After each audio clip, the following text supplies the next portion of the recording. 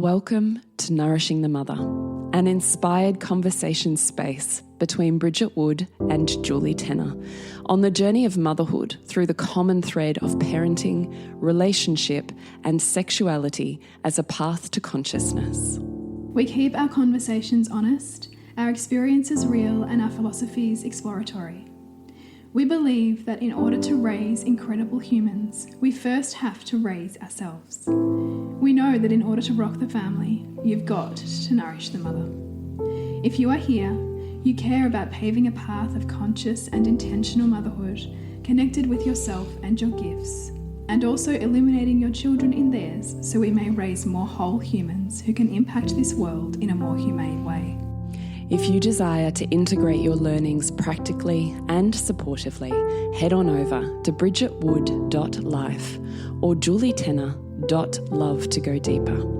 And for all live-streamed pre-release podcasts and all our free content, head over to our free Facebook group, Nourishing the Mother with Bridget Wood and Julie Tenner. We are Julie Tenner and Bridget Wood, and we are so grateful you're here. Hello and welcome to Nourishing the Mother. I'm Julie Tenner, and tonight I am not joined by Bridget Wood. So she's at home celebrating one of her beautiful children's birthdays and having a night off, which is very well deserved. So I have you all to myself, and what I would delight and revel in doing with you and celebrating with you and exploring with you is, of course, all things feminine energy. So what I have done is put together some small clips and snippets from the past 6 days of my Feminine Energy 101 free program. It's called Seen, Felt, Known, which is exactly the purpose of the content, to have you seeing all of the blocks you have to feeling seen, felt, and known, and having all of the tools that you need towards being seen, felt, and known by your lover, by yourself, by the world, however that applies to you in being seen, felt, and known. So I've curated 6 snippets from the 6 different days, and if you would love to join, you most certainly can, and you will be emailed all of the replays, which are 9 days of feminine energy exploration. And you can find out more at julietenner.love/scene. And I hope you get something really nourishing and beautiful and a little one thing to tuck away and carry forwards with you from this podcast. Thanks for listening. We could also look at this in terms of masculine femme or masculine and feminine. I will actually just quickly give you a note on the words. If you've been in my spaces for a while, you'll be very comfortable and familiar with this, so I will make it brief. I don't herald that we need to stick to masculine and feminine, and I do believe that those words can be harmful for some people. So let go of the words masculine and feminine. If that does not feel aligned for you, it makes no difference what word you use. What I'm asking you to do is find something that you can identify with that feels super meaningful, that describes a way of being that is in your masc and a way of being that is in your femme. So I use masc and femme because that is what I identify with. Masculine and feminine have too much, they're colonialized language, and they have too many overlays and attachments of harm and suppression. So for me, identifying as a queer and polyamorous human in a heterosexual 20-year-long relationship, masc and femme feel better. So I use that. My husband can't identify with masc and femme, so he uses giver and receiver. So if I'm talking to him about these aspects of self, I'll use his language. I've had plenty of people and couples in my spaces that use all sorts of things. Top and bottom, ocean and rock, yin and yang, masc and femme, it doesn't matter. So for the purpose of here, I'm using language that everybody has an awareness of at the moment, which is masculine and feminine. But please know that I will be interchanging those with starting to alter the language that perhaps you are used to or comfortable with. All right. So why do I always want to have a foot in my own camp? I always want to have a foot in knowing where I'm at, because that is actually what keeps me safe. Can I just surrender open and trust open to the world if I'm not in touch with where I'm at in my body? No. Is the entire of the world safe? Is all of the humans that I'm around safe? No. So when we come to talking about and throwing around language such as surrender and trust open, I want you to be more skillful and discerning than picking up on language that doesn't have an underpinning of depth. And I see that happen too much, particularly in tantric spaces. So to be able to surrender, to be able to trust, to be able to let go, does not actually require someone outside of you or the moment being trustable and safe, because you can't know that for sure. What it requires is that I can trust me, I can trust my body. I am well practiced at being able to receive what my body is telling me, because the body doesn't lie. And I can interpret those signals, and I can then maneuver myself to keep myself safe. I've been asked many times with children and sexuality, particularly for our daughters, is, what do you need to teach them so they stay safe? You need to teach them connection with their body. Because it is in listening to this and not overriding it, not coercing it, not switching it off entirely in favor of this, that keeps them safe. When their body says go left instead of right, when they go, ooh, this person's not okay, and this person feels all right, because they are practiced at returning and reorienting to their body. It is still the same for us as adults walking around the world. We have to be able to trust ourselves so that we're able to create a safety net to kind of free fall into when we're trusting another.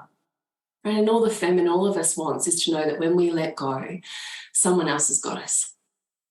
So there's a whole lot of steps we do in creating safety in order to be able to do that. But step one is here, having a foot in knowing where I'm at so that I can trust myself. Right? You can't let go in sexuality, in orgasms, in relationship, in life, unless you are practiced at trusting this. Okay? So I want you to always remember that no one opens you. You trust you enough to know I've got me and I can open. Yeah, this person, this space, this environment might set up some beautiful structures in which that is more easeful for you to do. But someone else does not open you. We come from generations and lineages of women who lived in patriarchal societies that required that the majority of her focus be devoted to how appealing she is, how beautiful she is, how tidy, how kempt, how put together.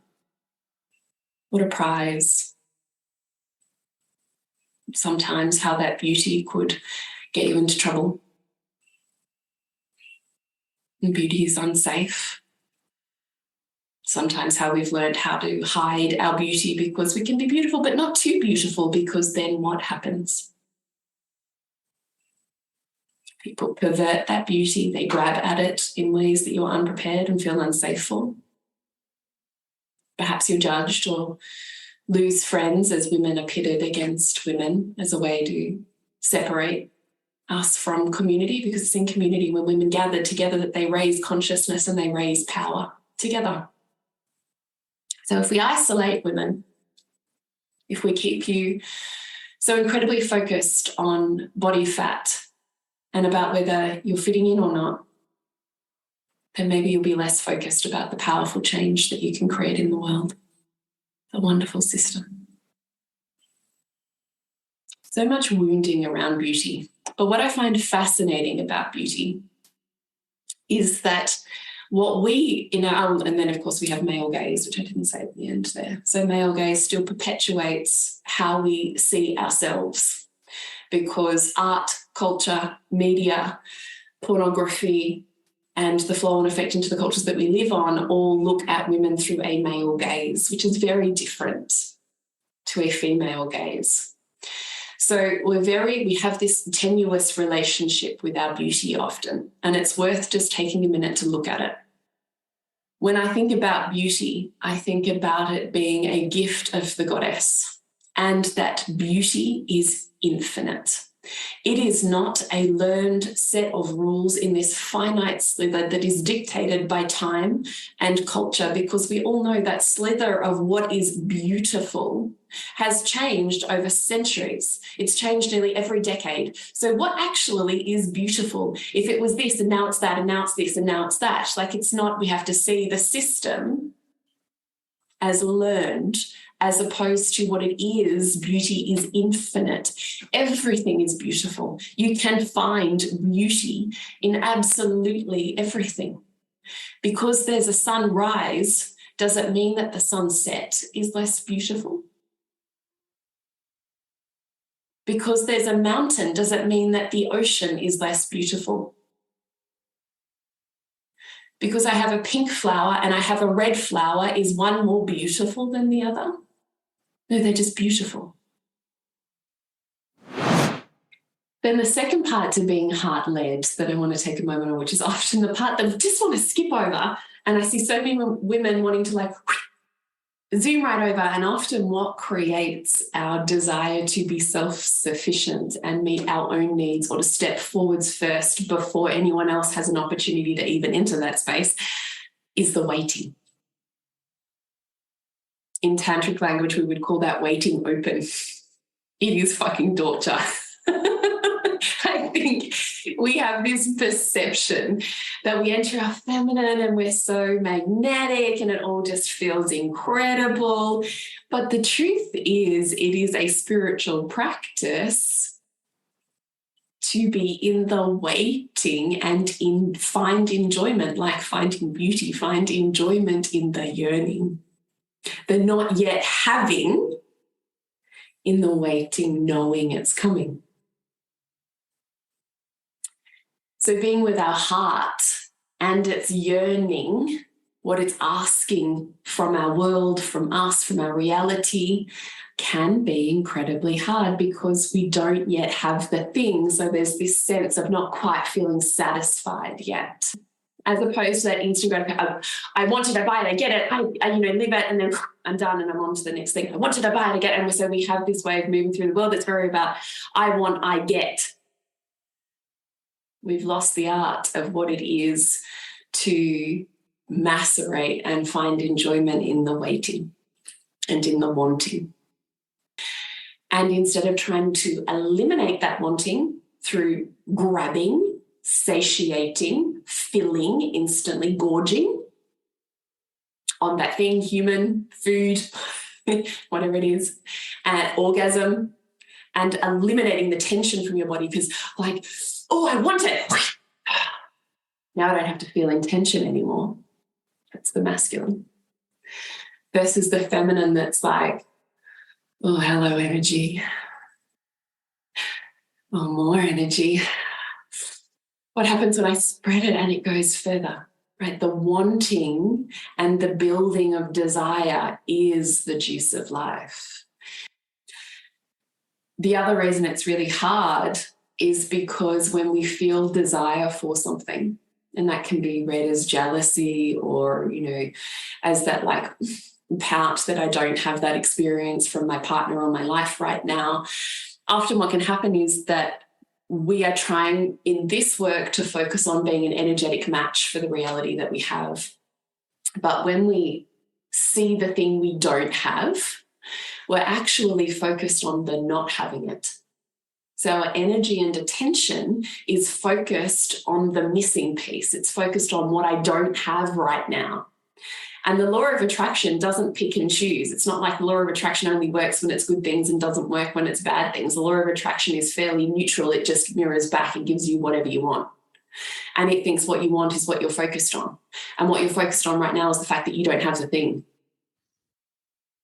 This episode is brought to you by our current offerings we have out in the world. So for me, Bridget, it is Disrupt, Revealing the Mother Wound. So it is a beautiful container of women coming together to transform the imprints that we have and carry around our own mother and the broader motherhood as a social construct, so that we have a lot more agency and free will in how we show up as mothers. So find out more at bridgetwood.life. And if you would love to dive into opening your feminine energy, then I have a beautiful 9 days of super simple shifts to change your life and your relationship to your own femme or feminine energy. Starting August 10, it's 9 days, 9 lives, which you can join live or catch the replays of. And it's called Seen, Felt, Known, Feminine Energy 101. And you can find out more at julietenner.love/seen. Just like beauty, it is an amplification of the message or the energy or whatever you want it to be, right? And we know this because we can put on a particular banging outfit and we feel amplified, and the way that we enter that dinner, that party, that wedding is amplified, right? We can feel sexy and saucy, and then we put on that thing and we feel even sexier and saucier. Or we can put on that thing and we can completely dull or dim the light, feel invisible, dowdy, unseen, and undesired. Both just tell you there's a dial. And the feminine within all of us is exquisitely sensitive to that nuance that a masculine being is not. Right? You could sit there at your wardrobe going, oh, I have nothing to wear. And your masculine partner's like, you have an entire wardrobe. Just pick one thing. And you're like, it's nothing. Just pick this one. And the difference between that pair of shoes or that top and that is the difference between an ecstatically magnetic day where I'm vibing it and feeling amazing, and a day where I feel out of alignment and grumpy and like, bit gross. Right? Like, it's so nuanced and subtle. And for a masculine man, like, I give no shits. Like, give me, I would rather not even have to choose. Just give me black jeans, black top, black shoes. We're good every day. Whereas for the feminine, that's like, death. Are you kidding? I don't get to choose. Right? So, what I want you to understand is that when we groom ourselves differently, when we adorn this temple, this altar, this space, when we change how we adorn it, dress it, the colours, the textures, the scents, just like a house, a room, an art gallery, a garden, a temple, an altar of worship, you are just such one of those things. We know that the feminine hangs out in places of abundance. The more beautiful and the more abundant they are, the more they call in beauty and abundance. It's the law of attraction. We inherit. Why do you think that our churches and our spaces of spiritual worship are gold covered? Because when there's shine and gold, you feel like you've touched a piece of God or goddess, right? You wear shimmery, shiny gold things, says me, and you remember that you're shimmering and shining. When we enter spaces of beauty, we are transported and changed. And that's exactly what you're doing to this altar. So when we groom ourselves differently, our entire reality changes, because we're changing the attachment or the meaning to our day and what we perceive reality to be, because reality hasn't really changed, and yet our day can change based on that pair of shoes or that. The world is still as it is, but our perception of it changes based on how we feel. We are taught so thoroughly to orient away from the body and to shut down and switch off and practice not feeling constantly. It means that often we don't have subtlety for sensation. We're not able to be sensitive in what we're able to know, receive from the body. So sensuality is not anything to do with sex. And often sexuality and sensuality get kind of lumped together in the same sentence. And they're completely different. Can sensuality expand your experience of sex and sexuality? Yeah, absolutely it can, but they are separate experiences. And what I want you to do is get out of your head and into your body, where you can begin to intentionally live in this body and make more of your life oriented towards sensuality. So how can I walk through my day and live my life more connected, more oriented around the experience of sensuality? So what does sensuality actually mean? What it means is our five senses. You might include the sixth. I certainly would. But let's just talk about the human body first and what it's able to conduct and know. Remember, it's like that crystal that can absorb in, do something with it, and transmit a signal out. That's what sensuality is. It's a way to feel, know, and experience the world and decide what you want to do with that energy, because, again, it turns the dial up. So we have our five senses. How can you feed your sensuality? Because the more that you feed your sensuality, the more you turn your dial up on feeling, the more you turn your dial up on the feminine. The feminine is feeling and is sensitivity and is subtlety. It's turning the dial up. This feels good. How does it feel even better? Oh, I'm feeling. How can I feel more? This dial up, same as we did with Adornment. There's things we put on that brighten our light, and there's things we put on that dull our light. Same thing with sensuality. We can sensitize and orient towards sensuality and turn our light and our dial up, and we can orient away from the body, feel less and numb out, and we can turn our dial down. Same thing. The feminine is all energy. And what is energy? Energy is what we hear, right? They're wavelengths. Energy is what we feel and touch and taste and sense and know and smell. They're all energetic wavelengths, right? It's energy communicating with energy. And when they've come together and they vibrate, they do something different, something new is born. That is, in essence, the feminine. So why is movement important? Because just like day one, it brings fluidity and relaxation. So the masculine mastery is in stillness and firmness, the mountain, which is why I called it the mountain in my book, immovable by currents. It is rooted, it is grounded, it always was, it always will be. It's unchanging. It is presence, solid as a rock, boom, not moved.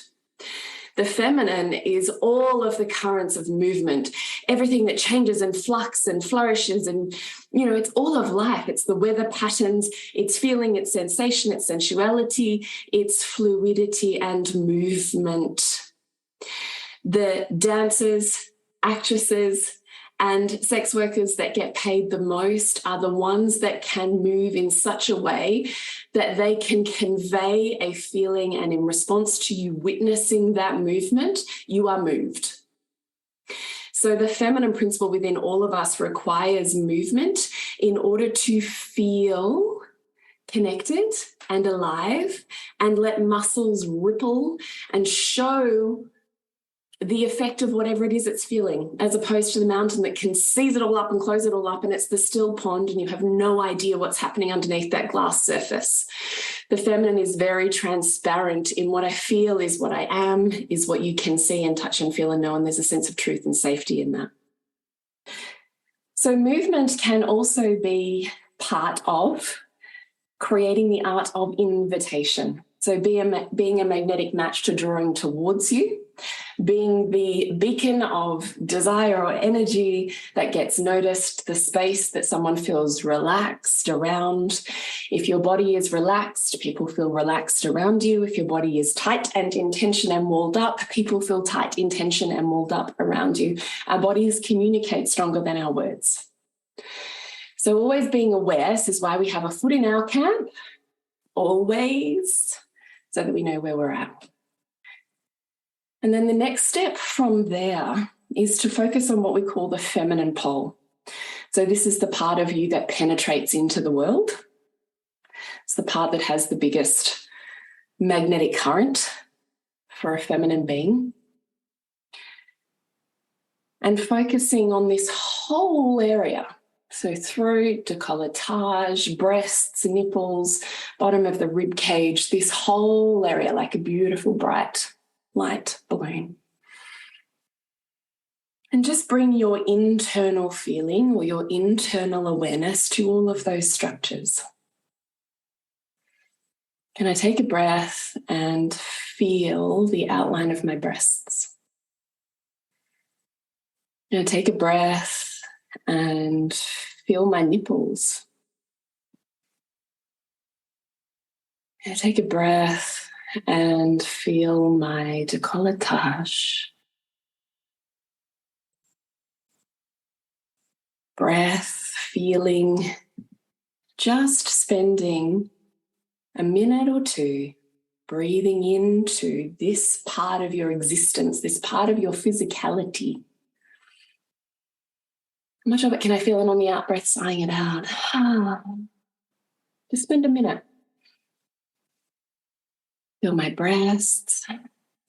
Feel my nipples. Can I feel the air around them? Same as I did with my heart. I felt my heart and then I felt the space around my heart. Can I feel my breasts?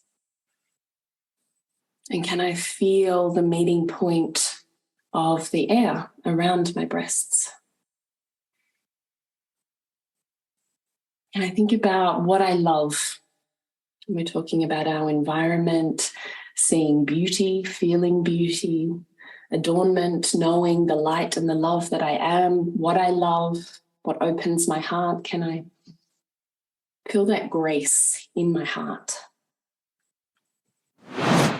So I hope you enjoyed that little exploration into feminine energy and what it's like and how it might apply to you and what you might like to consider in terms of flowing more and incorporating more relaxation into your physical body, mind and heart, into what it is to explore your own sense of beauty as a blessing and adornment as a way of turning up your dial or down your light. Exploring what it is to be heart-led, to be sensual and explore your sensuality and your movement.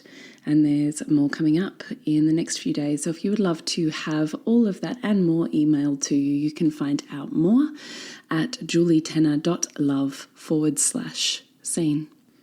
You can connect with Bridget at bridgetwood.life.